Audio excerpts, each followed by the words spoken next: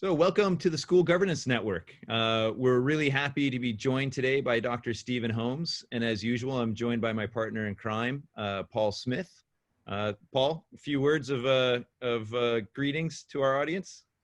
Yeah, it's been a phenomenal year for the School Governance Network and for both of us individually. And I think we're ending on a high with Stephen today, so I can't wait. Let's kick off. Yeah, great. Stephen, first and foremost, thank you for joining us today. One of the areas that we really want to support our audience with is helping them understand just communication. And what I really like about bringing you into the conversation today is because you are a reputation expert. You help schools understand how to navigate and build reputation through a variety of tools and best practices. And so when we kind of focus on our audience being boards and heads of schools, we have quite a few heads of schools within our viewership. What we really are hoping to do is just learn from some of your experience with your customers, the schools that you worked with, and really kind of get to that sort of what do schools need to be communicating, when do they communicate it, and how do they communicate it so that they can ensure a better reputation. With that said, hey, would you mind introducing yourself, giving us a few words of wisdom, and then perhaps maybe just jumping into a story about a school that you're working with? Yeah, thanks, Michael. I mean, reputation is a very interesting concept, and in most schools, boards and heads become interested when there is a crisis, rather than actually managing and developing reputation as what I would call their number one asset. So I guess that's the first thing, is to say that schools typically don't formally focus on reputation. They do marketing, they do communications, but in terms of actually trying to establish a particular name for a particular thing, it's a pretty disconnected set of activities, and it tends to be something which is, as I say, quite reactive. When something goes wrong, reputation tends to hit the board table. But other than that, it tends to be a concept that's used, in passing comment, and something that's not particularly a strategic approach. So I guess that's the first thing to say. So my work with schools around the world on reputation is to try and bring it to the stage where people actually think about managing reputation and looking at it as an asset that can be developed and nurtured. And many schools talk about word of mouth, of course, and in some respects that's where I typically start the conversation, because schools do have word of mouth. They know it exists. They know it's a potent weapon for or against the school. So what I tend to do is talk to schools about, what do people say about the school, and is there a consistent word or concept that people would use to describe the school? And usually the response from boards and heads is, look, we really don't know. We have our assumptions about what that might be, but we've never measured it. We've never really looked at formally addressing the issue of what we most want to be known for. Schools have vision statements and the like, but they tend to be fairly prosaic. So it's a fairly new way of thinking for schools to actually say, we want to shape and manage and drive through a scientific methodology to achieve a certain reputation. We're doing a lot of things. Schools are highly busy places, but in terms of actually saying, what's the overarching meaning or message we would like people to take from all of these activities, it tends to be a fairly loose line of thinking among schools. So, my work with schools around this area is, one, bringing them to an awareness that it is a key concept, two, taking them through a process where they measure it, and three, have them really focusing on monitoring that over time, so it becomes something they can benchmark and actually assess what drives reputation and adjust the school offer accordingly.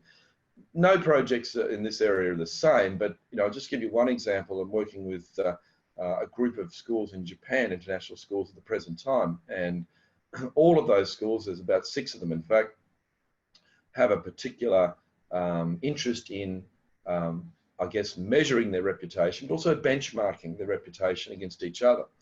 And so what I'm doing there is actually taking the schools through a several phase methodology that looks a bit like this. The first step is to see what schools say about themselves. So what's the espoused reputation? So look at the documentation of schools. What are they communicating? If you put on the table a website, newsletter, prospectus, and the range of other print media that schools produce, and you stand back and say, is there one thing that's coming out of that the school's trying to say about itself in terms of a reputation? Often it's quite woolly. So I start there and say, well, at least let's look at what they're trying to say about themselves to the world. Let's see what reputation they are claiming or hoping people will perceive that they have.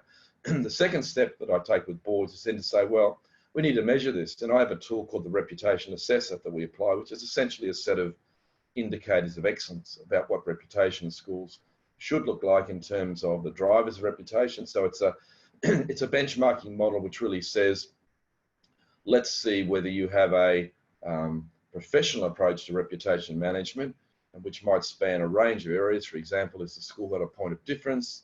What is media relations is like? What are graduate relations like? A whole range of things that would say, are you active in these spaces, which would suggest you are managing reputation. So we apply that tool, and we get school communities to answer that. It's essentially a short survey instrument, and schools get parents to complete it, students sometimes, staff, management, board, and out of that we assess two things. One, what seems to be the prevailing view of reputation of the school, and two, and quite interestingly I think, what are the views across the different audiences? So it's very common in schools for staff to have a view of the school, board to have a view, parents to have a view, but whether they are aligned is another question. So boards are very interested in seeing what different audiences feel about their schools, and so we take them through that tool. We then compare the results within the different audiences, but then compare it back to the first stage, which was documentation, which is what are schools saying about themselves versus what are the audiences saying about the school. And so it's the rhetoric versus the reality. And the idea is to bring schools to a recognition that they really should be looking for a more singular reputation. In other words, to have many people saying the same things about the school, ideally what the school hopes they'll be saying. And that's the difference between just having a reputation and making some formal steps to shape it and manage it. And from a school's point of view, it's an undeveloped asset, so it gives them a benchmark or a baseline in terms of the reputation, which they can then say, well, okay, what's most important to our reputation? How would we shape it or reshape it? What are the drivers of it? And schools can then set out what I would call a reputation management plan, which essentially says, here's what we need to do to get closer to the reputation that we espouse, the reputation that we would want. And that's not rocket science, but for schools, it's quite a new way of thinking. So schools are active in planning and so forth, but those plans tend to be much more about what schools say. They don't have much impact on what schools actually are perceived to do. So Michael, that's a bit of a, a little bit of a sort of circular, but it is certainly a concept that boards are increasingly interested in, particularly in competitive contexts. But I think also because of the fact that schools now are scrutinised much more by stakeholders. There's much more focus on performance, and we're better to demonstrate performance than an enhanced reputation. Yeah, no, I mean, what you've introduced is really the bulk of it, and there's so much value, where to begin. When I start thinking about, you talked about the reputation tool, and when you also were reflecting on the work that you're doing with schools in Japan, is it fair to say that if a board wanted to engage in this process, that they need to also engage in a benchmarking process in the sense that in order to understand how to either improve or build their reputation, they need to also have other schools involved in the process? Ideally, Michael, yes, but I mean, there's two levels of benchmarking. One is to get a baseline for one school, which then ideally over time could be remeasured. And so we start to see, this is where our baseline position is in terms of reputation. After 1 or 2 years, we come back and assess it again and see whether we've got a more singular and potent reputation. So there's that approach, but the one you mentioned is also very valuable, and that is to benchmark against like schools, peer schools. So in the case of the Japan exercise, my client is the Japan Council of National Schools, of course, and they are an association of schools. So there is value in both of those, but I guess the point is schools say, oh, we've got a good reputation, but compared to what? And what is it? That's a very difficult question for many schools to answer. They say, well, we've got a good name, but we're not too sure what it is specifically for, and we're not too sure where it sits us in relative terms to alternate schools. So that's an increasingly important thing to boards is, not are we traveling well, but compared to who? Yeah. No, and Stephen, also look at your research on reputation in education, and it's really interesting how you distinguish this between marketing and communications. That this exercise in reputation it's more holistic. Um, Yes. Focusing on that holistic side of it. What are there is there a recipe that goes beyond marketing and communications? Is marketing and communications part of that recipe? What are two or three other things that you think are critical that bring it all together? Yeah, I think that's a really key point, Michael. I mean, reputation is, I think, an overarching concept. So I'd like schools to work with that. Marketing is a subset of. Marketing and comms in most schools has relatively limited impact on what people actually think of the school. Most people form a view of a school based on experience with the school and or what people with experience would say about it. So what we would call referral or word of mouth. So not to negate the importance of marketing, but I would say that if schools think about reputation, it takes them much more to the space of what do we offer. So it's an overarching concept in the sense that it makes schools think more about what we offer as well as what we say about ourselves, whereas marketing, of course, is quite restricted to what we say about ourselves. Most marketers don't have much impact on what schools actually offer or do. So I like the concept from the point of view that it makes schools think about not just, how do we make this a smarter sell, but how do we actually look at what we're offering in terms of what should we do more of? What is it that people see most value in our school? And it starts to break down, I think, the idea that more is better. In my view, less is better in schools, about focus. Schools are unsure often what to leave out, so they just typically tended to add more and more and more and more and hope that something really creates a good reputation. The fact is, in schools that have a high reputation, a strong reputation, it usually hinges on a very small number of things, perhaps 2 or 3. And I think schools can learn from that reputation is built through what I would call a deep and narrow approach rather than a broad and all-inclusive approach. can you go a bit more into what those 3 things, 2 or 3 things might be, Stephen? Interesting question, Paul. I mean, historically, and if you look at the school scene and indeed the university scene, even across the world, the 2 things that have most shaped reputation are how old is the institution and where is the location of it? What's the location? So iconic locations have value, and for whatever reason, age has value based on trust and confidence. So outside those 2 factors, not many schools, in my experience, which is 20 years now, have really carved a name for something specific in education terms, whether it be teaching pedagogy or curriculum, which is fairly generic now, of course. So I think that schools to sit down and say, what do we want to be famous for outside the fact we might be old or new or have a particular location is a pretty unsophisticated area. I think the corporate sector teaches us some good lessons here that companies that have been very successful have had 1 or 2 key strengths, and they've stuck to those strengths, built on those strengths, and they're more than marketing. So they're much more about the product. So I think schools have probably approached marketing in a fairly simplistic way, and I think reputation in a fairly simplistic way. So, the bottom line is there are more differences and more opportunities to build reputation than just saying, well, we're well located.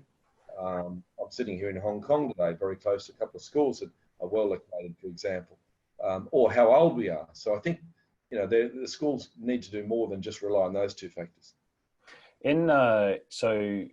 I'm fascinated by the measurement side of things because you obviously can't manage what you can't measure. And one of the key measures that have been benchmarked down here in Australia is sort of league tables of exam results. Yep. And, a number of schools pride themselves in having the most, having the highest scoring child or the highest average. And there's one particular school in the Sydney region that always seems to top out the last 5 years, and that's their reputation. But can you go a bit deeper? You mentioned your measurement tool. Can you go into one particular sort of element of that tool, like one particular distinct measure that most schools wouldn't even think about as a Uh, measure. Perhaps they would think about this one, but Maybe not, just taking your point, I mean, the headline, I guess that if there's a third reputation driver in schools, people look to performance and i.e. scores, and we all know that that's a fairly narrow measure, but nonetheless it is a measure, and for the public it's a pretty clear way to compare A with B.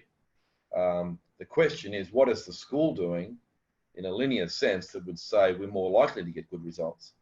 I think teaching and learning and relationships and all the ingredients that go into it are rarely talked about in relation to scores. It's just we got the scores. Hey presto, you should trust us, we're a great school, and it's all very I think quite superficial. So even there's I think a real gap in the story. And what is it that the school could really claim consistently that it does that would suggest you're more likely to have good results than not have them? I see so many parallels between that and the investment management industry, where people tend to back the funds that have been the best performer. Sure. And usually they end up being the worst performer next on long. But I know schools, it's a bit of a bigger change to go from a great performer to a poor performer. But it is, again, are there any more, people might think about reputation as a bit more intangible and that's why I think why people like league tables, because they feel tangible. What are some of the more like potent intangibles that can be measured? Look, I think even looking at staff, let's take staff. How many schools really work on having staff as their key advocates? Staff are the most trusted sources of opinion in schools, but how much work really goes into the whole staff journey in terms of having them on board? I don't suggest you can get all teachers on board in any particular situation, but that's one of those more discrete areas within the tool that we use. We look at what is done in the school to develop advocacy among staff. And, it's assumed that staff are on board, but of course we all, those who work at schools on a daily basis know that, staff will be compliant quite often, but not really engaged or supportive. So that's one of those areas that is critical to reputation, because if you go into a school that's got a reputation problem, 80% chance that staff are somewhere in the niggle zone. In other words, they're some way responsible for part of that, spreading negative word of mouth. So an unhappy staff is a good recipe for an unhappy reputation. So it's just one of those areas that takes us away from the more perhaps simplistic view of developing a good reputation. Not every school can have good academic results. I mean, those league tables, of course, serve a small number of schools well, but what about the rest? Does that mean they don't have claims in the academic space? Well, I think they can, but if they're just relying on league tables as the basis for that fame, most are going to be disappointed. No, I mean, in terms of that conversation and getting into like even at the staff level, as Stephen and I we were presenting to a school last night, there is a cynicism that grows, and how that staff then manages communications with the larger parent body obviously has this flow-on effect. Even if they're not undermining directly, just in terms of how they handle the community, in terms of their buy-in for the messaging coming from the senior leadership or the board, has a significant impact on how parents are perceiving their performance. And that performance is looked at upon as school-wide, not just that one individual staff member. So staff engagement, wow, yeah, I know I wouldn't have considered that, but then in context of like what we were working on last night, I can completely see how that actually trickles down to impact the broader picture. So just to build on that, Michael, I could say that, if there's one thing I think that's a real Achilles heel for reputation in schools now, it's consistency. And consistency in what the school does. So is the year 6 experience as good as the year 9 experience? Is the board saying the same thing as the management, as the staff?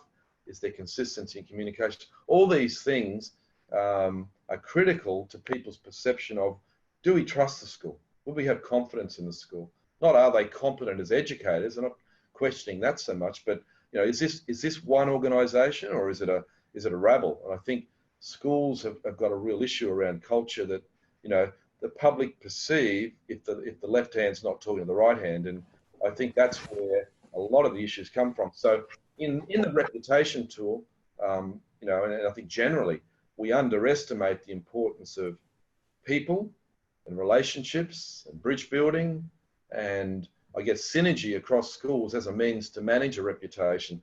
You know, and this is why typically when I measure reputation, we find there's great variability between the views on reputation. So you talk to the year 6 parents, they go, oh, it's a great school. You can go to the year 9 parents and go, oh no, it's terrible. You know, so these inconsistencies even from year to year, to a point, parents will tolerate that, but not beyond a point. As we know today, they'll just pack up and go to another school. They've got alternatives. If they lose confidence that, you know, there is really a seamless experience there, there's not a seamless experience or not a level of consistency that they would expect from any good organisation, they just pack up and move to the next school. So what I want to kind of start driving us towards, and when I start thinking about our conversation that we're having, is you've obviously done a lot of research in this area, and one of the slides that I think got Paul and I's attention is this driver's reputation. You know, I'm a big fan of Venn diagrams, so you know, I look at this. I'd love to get greater elaboration on that, and then I know following on that, you also have some information to share with us about how to build strategies within the education sector, and then helping us kind of close out this conversation. I want to show a slide that you sent to us that is a self-assessment. You know, these 8 areas or clusters that schools need to be focusing on. So maybe you can, with that in mind, you can kind of start by explaining to us your research, especially around this image. And then we can start moving into what the best practices are and ways schools can self-assess. Sure, thanks, Michael. I mean, I suppose the first point to say is when I did my PhD around some of this stuff, there's remarkably little literature. If you Google reputation management in schools in terms of research, it's a relatively bare field. So I wasn't seeking for the high ground necessarily in doing some research around this. It's just really because there's a dearth of it. And I looked at corporate literature on reputation because there's really very little on in the education scene on it. And over time developed this model that you're referring to, which really says broadly, and I think quite simplistically, there's three levers to develop reputation, 3 things for schools to look at. The first one is credentials. So unlike marketing, you can market a school with no credentials. It probably won't be successful, but you can still market it. Reputation relies on substance. So this takes us to the serious side of what are we offering in an educational sense. So what I say is that first and foremost, you've got to have credentials. What is it that you could say you do exceptionally well now or could in the future that you could lay some claim to real strength in? And, you know, that's, I think, a really interesting conversation for schools to have. Many schools will say, oh, we're good at many things, but compared to what? And I think where's the proof of that is probably the 2 questions I would ask. The second part of reputation takes us more towards the comm side, the communication side, which is perception. It's not uncommon to go into a school in my consulting practice, and I think probably in yours, Michael, you've had the same experience. You go, you know, I'd heard this school wasn't particularly good, but now I'm here. You know, there's a lot of strengths here. This is a good school. So perception management, does the school externalize its credentials? And does it do it convincingly with proof and evidence? Why it does that? How successful is it? What are we doing to go to the next level? So is there an interplay between credentials and what I'd call stakeholder management? So for example, alumni should know as probably better than anybody, or should be informed better than anybody about where's the school going next? What's the school planning in the next 5 years? They're key advocates. So do we look at all the groups in our community that we think have an interest and would be valuable for us to share what we're doing in an informed way? And I'm not talking about just posting them the yearbook once a year. You know, if we've got key influences in our community, we need to be engaging with them and finding ways to bring them in and finding ways to go to them. What can we do for them? So that's the second part of reputation management, is that we are managing and thinking about the opinions we would want various groups to have. Obviously, current parents, current students see us every day, but outside that, we start to move to a more strategic requirement to actively engage at the level that people want to be engaged at, whether it be alumni or business or government or embassies, whatever it may be.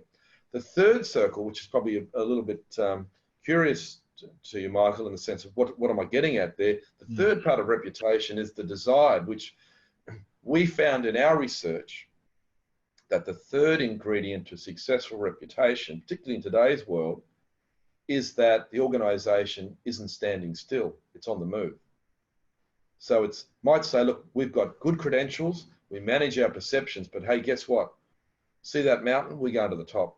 We're going to the next level, and you think we're good now, come back and see us in 5 years. So it's a sense that there's ambition and trajectory. Now, vision statements are supposed to serve that purpose in schools, but arguably have modest impact. So it's a sense the school has a plan. Here's the trends that we see around us in society. Here's what we're thinking about doing in the next 5 or 10 years. We mightn't do them all, but we're thinking about it. And we're looking at the literature on the skills for universities, the skills for the workplace, for example. So this third element that seemed to fit with the companies that have developed great reputations is that they're not standing still. And if you look at today's corporate scene, now the last 30 years we've seen companies dominate that didn't even exist prior to that. And if you go back 100 years, the companies that were the top companies are largely standing still and have been left behind. Many are extinct. So I encourage schools to say, well, you might tell me you've got good credentials, but tell me where you're going to be in 5 or 10 years. Is there a sense you're on the move? Because the public expect that of schools. They know schools are trying to play catch up in a sense with the macro environment, and there's a real need to say, what's happening next? Let me tell you one more thing, if I may, on that, is that students have a school on their resume the rest of their life. And we'd all like to think that when we finish with our school in 20 years' time, it'll be a better school.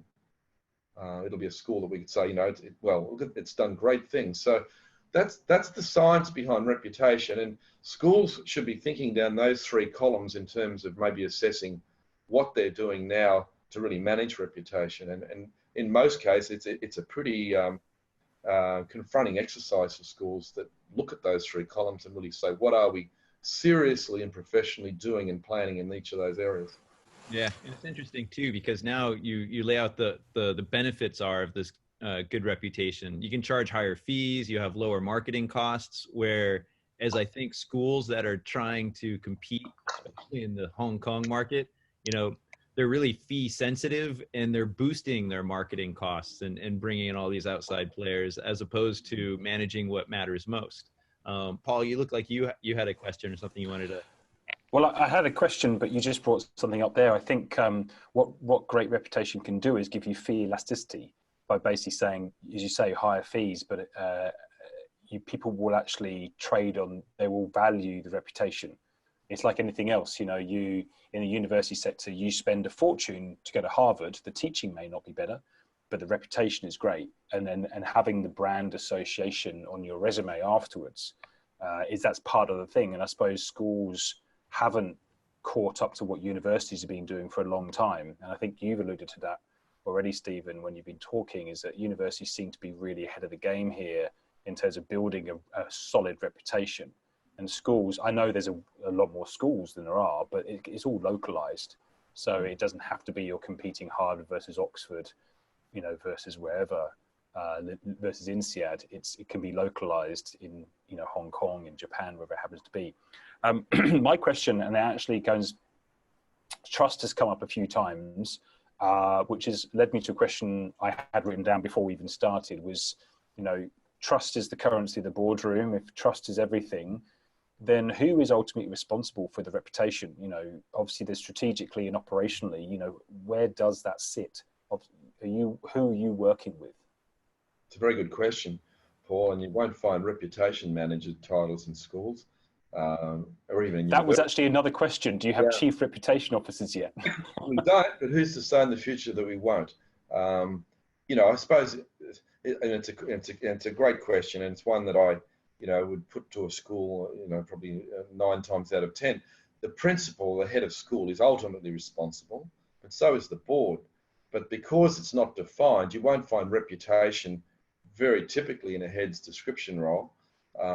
If it is, it's probably there amongst a whole bunch of other responsibilities rather than itemized as a singular measurement or KPI for a head.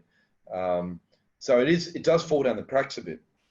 And arguably, nobody is formally managing reputation in schools until something goes wrong. And, you know, I would call that a reactive approach to reputation, not a proactive management approach. So I suppose, you know, putting in a practical hat, ultimately, I would like to see heads and boards more cognizant and understanding of reputation. One, to have a handle on what is the school's reputation. Very few measure it. They'll measure satisfaction, but satisfaction compared to what?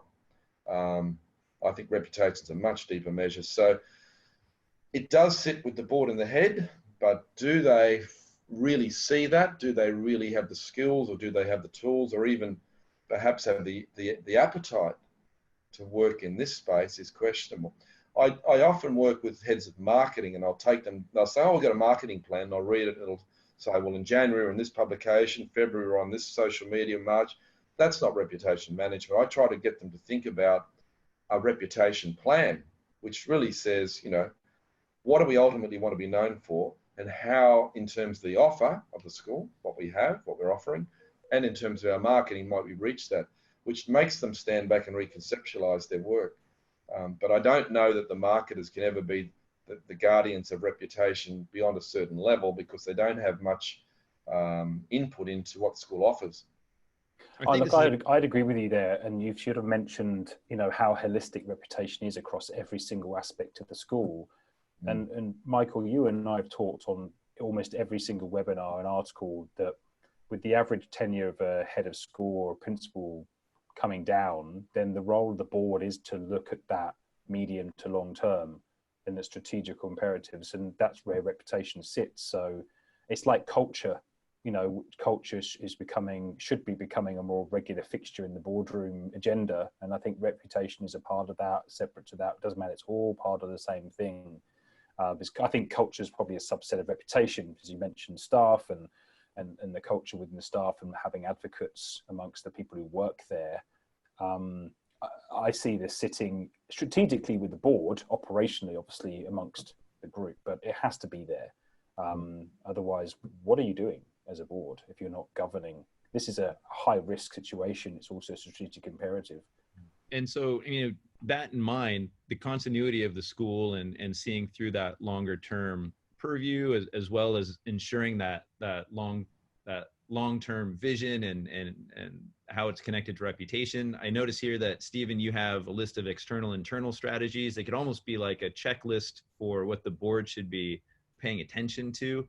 Can you give us some context around these types of strategies and how and what you see the board's role in relation to them? Yeah, I just mentioned the strategic planning process there, just touched on a moment ago, and you know, that's where schools should be really thinking about reputation. I mean, strategic planning is done for two reasons: schools compliance, because we have to do one. CIS say we have to do one, for example, or because we want to change something. And it's rarely the latter.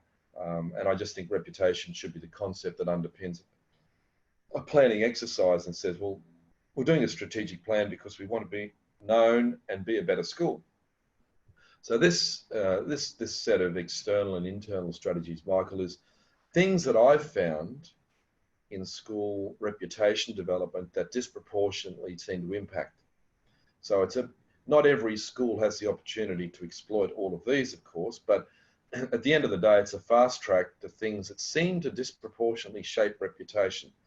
And Paul, you know, you talked about results tables and recognition before, and I don't think either of us are a great fan of that as a measure of schools. But publicly, of course, it is, because it's, you know, it's black and white, so it can't be overlooked. But recognition can take other forms than just result tables, and of course, recognition can be built in time in particular niches. How many schools have set out and said, we want a flagship at X, and we're going down that track, and we'd expect to see in 5 years excellent results in the sciences as a result of that? It tends to be just much more, you know, much more sort of sporadic than that, and much less planned. So these are really a set of things that tend to really impact. Just give you an example, if I may. The second one, the volume of applicants and demand and geographic reach. Schools do some analysis of enrolment trends, but do they look at it in terms of what does it say about our reputation? So we all know that anything that's hard to get into, a restaurant or You know, anything is we tend to think it must be good, even though that may not always be true. That's the human nature, isn't it? Stephen's actually given us quite a lot to think of and reflect on here. You know, not only do we have these building strategies and what he shared with us, but one last thing that I want to share with our audience is really the self-assessment in these 8 areas for assessment. So for those that are joining us today, I hope that you get as a takeaway from today's webinar, not only the experience that Stephen has shared with you, but take a look at these 8 areas. And as a board or as a head of school, if reputation is something that is on the top of your to-do list for 2020, take a look at these. You know, overall position of your school, you know, what do most people say about it? Do you have the tools to collect that information? Performance, hard and soft evidence. What type of evidence are you collecting, and are you capable of being able to give to your community? Aside from test scores, it shouldn't just be about test scores. What other evidence of learning can you be showing? Boards need to be pushing these questions, because in many ways the board is representative of that complete community. They're representative of all the stakeholders, not just the ones that are interested in the best test scores, but they want to see where else their kids are going, how they're performing, their general level of happiness. You know, differences between your school and others. Again, do you have the tools for that? Demand trends, relations with media, quality of students, like entry standards, workplace success, like when they leave, how many schools are actually tracking what their students are doing post-college? Where are they? Where have they ended up? How did that school contribute to their success? Because when you think about the long-term reputational management, you have to be also able to show this is where our students have ended up. Public goodwill, what are you doing within the community in terms of building community outside of the school? Unfortunately, too many international schools are basically a city upon themselves, walled off from the communities that they actually live and work in. You go into that school and you're in a completely different world. How well do you actually integrate with your surrounding community and support it? And last but not least, focus placed on developing staff as advocates. I think, you know, the board, by encouraging and really maintaining a good relationship with management and being able to demonstrate that, is an incredibly important element of the reputation management. Relationships. Yeah. From what we've had today, that is the bulk of the presentation. I'm sorry that Stephen didn't get to sign off with us, but he gave us a wealth of information there.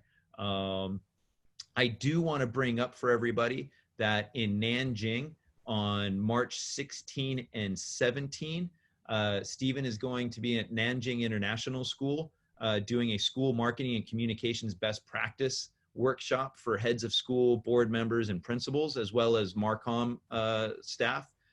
This is an ACAMIS workshop of its 75 member schools. We hope that you can visit us and take advantage of Stephen while he's in the region.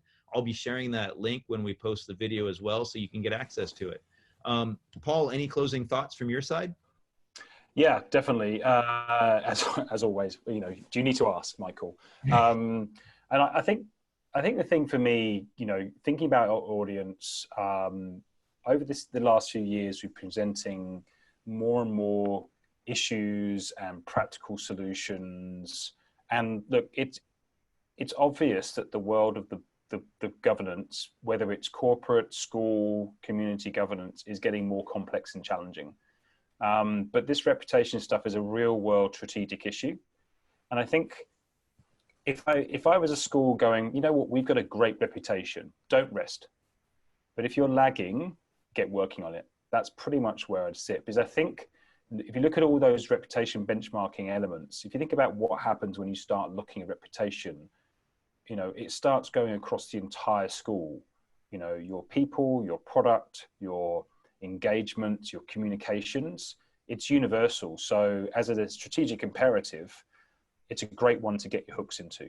And that's what I would start encouraging people to do, and especially boards, because I think it has to come from the boardroom, the driver. If it's not coming from the head of school, then it needs to come from the board in terms of the driver. And it, you know, I think even if you had to add it as a KPI to your management team in terms of, you know, some measures that are both tangible and intangible, but you can just start tracking and growing and add some objectives to you wanting to grow your reputation, even if it's at a great level already. And I think that's what people might do, is rest on their laurels. Don't do that. That's my closing words for the year, for 2019, assuming that people watch this in 2019, not 2020.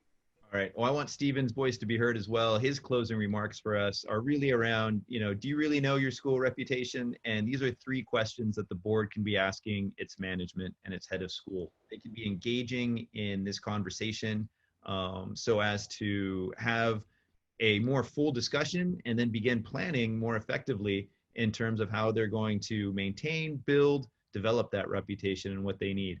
Again, from Paul and I, thank you for joining us. It's been a wonderful year, probably one of the most successful years that we've ever had.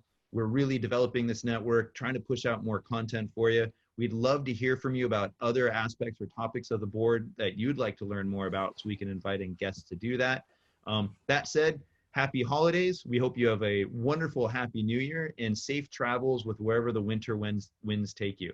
Thank you again for joining us, and we'll speak to you in the new year.